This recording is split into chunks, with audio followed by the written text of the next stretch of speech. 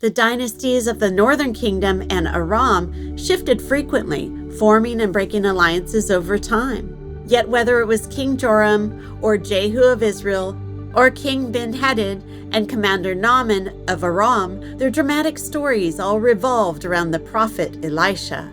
From this, we see clearly that the ministry of a prophet is crucial, not only for individuals, but for entire nations.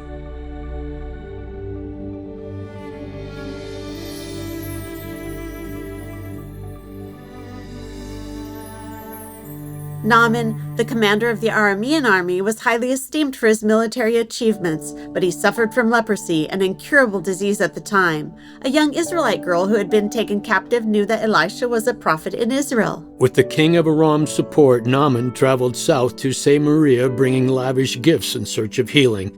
Elisha, however, did not come out to meet him. Instead, he sent a messenger with a simple instruction: "Go, wash in the Jordan 7 times, and your flesh shall be restored, and you shall be clean." Naaman became angry when Elisha didn't even come out to meet him. But his servant urged him not to be offended. If the prophet had asked you to do something difficult, wouldn't you have done it? How much more then, when he only said, "Wash and be clean"? Naaman listened to the advice and followed the instructions. Sure enough, his skin was completely restored and cleansed. Naaman declared, "Now I know that there is no God in all the earth except in Israel." Elisha's refusal to accept any gifts deeply moved Naaman, awakening a desire in him to worship the Lord. He said, "From now on, your servant will not offer burnt offering or sacrifice to any god except the Lord." However, Elisha's servant Gehazi had a different focus. Rather than seeing the miracle and how it glorified God among the nations, he became fixated on the riches Naaman had brought.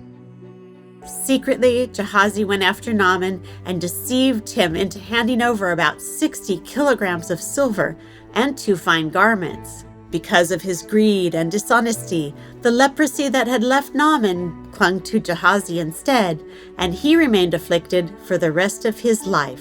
This Old Testament account echoes a New Testament truth. The love of money is the root of all kinds of evil, and in their eagerness to be rich, some have wandered away from the faith and pierced themselves with many pains. 1 Timothy chapter 6, verse 10.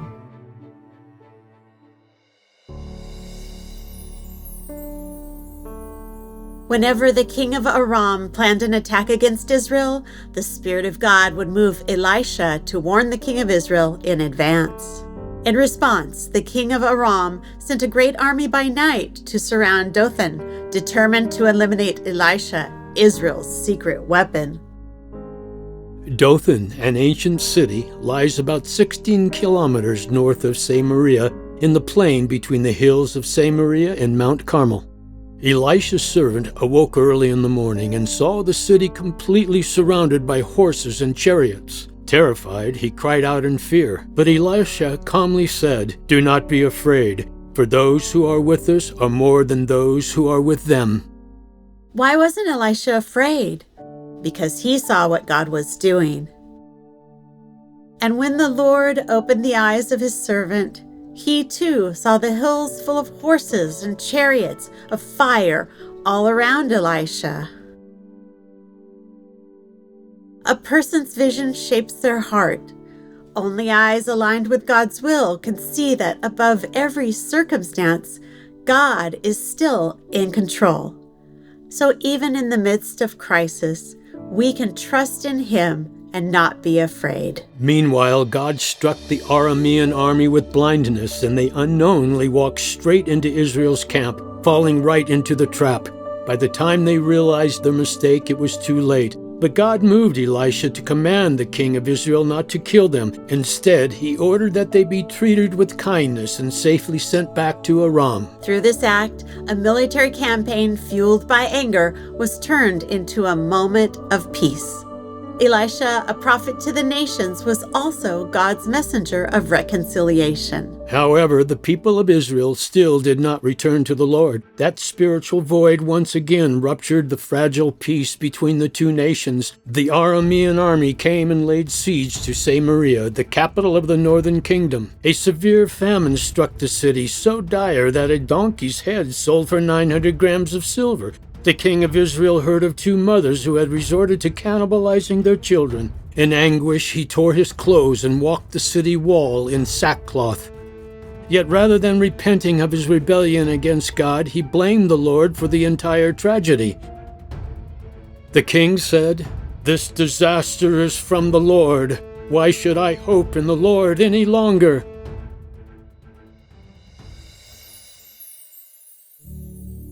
But Elisha had already foreseen that the famine in Samaria would be completely lifted in just one more day. He urged the king of Israel, "Is anything too hard for the Lord?" Yet the officer standing beside the king did not believe. So Elisha told him, "You shall see it with your own eyes, but you shall not eat from it." This is just like what we see in the Gospels. Those who most often experience Jesus' miracles are not the privileged, but the marginalized. The miracle Elisha had prophesied was first discovered by 4 men afflicted with leprosy. They had been forced to live outside the city gates and faced certain death either way. So they boldly entered the Aramean camp, only to find it completely abandoned. God had caused the Aramean army to hear the thunderous sound of chariots and horses, as if a mighty army from Egypt or the Hittites had come to Israel's aid. In terror, the Arameans fled and left everything behind. With nothing but the sound of heavenly cavalry, God sent the entire enemy force fleeing in fear, rescuing the starving city of Samaria. After feasting and gathering treasures, the 4 lepers were struck by their consciences. They returned to the city gates and reported the good news to the guards. The people rushed out of the city and looted the Aramean camp. Those who gathered the most began trading immediately. As Elisha had prophesied, 3 kilograms of flour sold for 11 grams of silver, and 6 kilograms of barley sold for the same price. The word of the Lord was fulfilled precisely. The officer who had doubted Elisha's prophecy was trampled to death at the city gate while trying to control the crowds. This event serves as a solemn warning to us. Scripture teaches about the importance of faith. Without faith, it is impossible to please God. For whoever would approach him must believe that he exists and that he rewards those who seek him. Hebrews chapter 11, verse 6. When King Ben-Hadad of Aram fell seriously ill, he did not consult the idol-worshipping prophets of his own nation. He knew that the Spirit of the true God, the Lord, was upon Elisha. So he sent his servant Hazael along with 40 camels carrying valuable gifts to inquire of Elisha. Elisha told Hazael to return and report to the king. This illness is not fatal. Yet he added that the king would, in fact, die. God had already revealed to Elijah at Mount Horeb that Hazael would become king over Aram. All authority on earth comes from God. It is by his plan that kings and leaders rise to power. Elisha knew that history itself is in God's hands, but when he foresaw the cruelty Hazael would unleash and the suffering Israel would endure, Elisha wept. Hazael returned to Aram and the next day smothered the king with a wet cloth, successfully usurping the throne. Meanwhile, in the southern kingdom of Judah, Jehoshaphat's son Jehoram had married Athaliah, the daughter of Ahab. He indulged in idol worship and rejected the blessing and protection of the Lord. Soon, Edom and Libnah both rebelled against Judah's rule. When Jehoram died, his son Ahaziah became king. But under the influence of his mother Athaliah, he was unable to distinguish right from wrong. Ahaziah of Judah went with Joram of Israel to fight against the king of Aram at Ramoth-Gilead. But this war was fueled by human pride and ambition, not something that pleased the Lord. During the battle, Joram was wounded and retreated to Jezreel to recover. Only the Israelite army and General Jehu remained at the battlefield in Ramoth.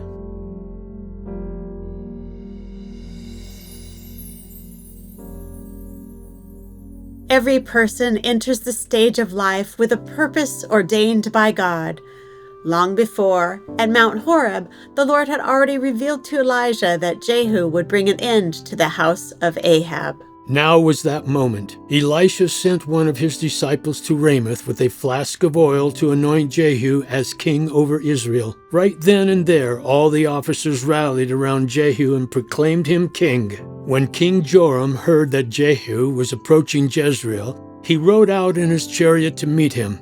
Their encounter happened by no coincidence on the very field where Ahab had murdered Naboth. Jehu drew his bow at full strength and shot Joram through the heart. Joram collapsed in his chariot dead.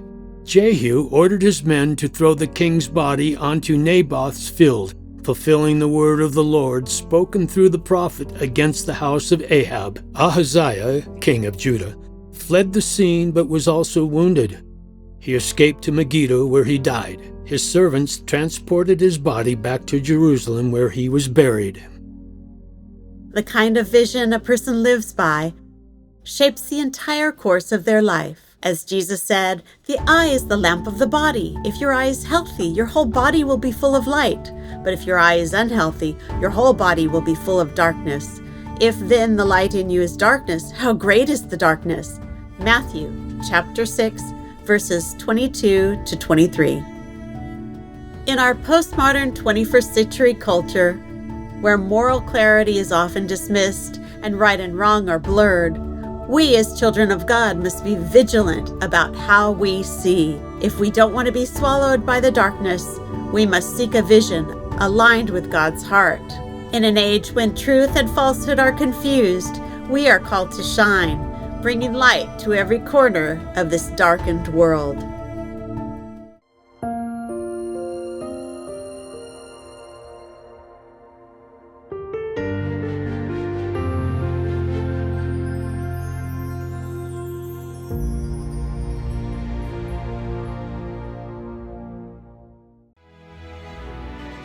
Spring of Water International Ministries invites you to journey with us, giving seed to the sower and bread to the eater.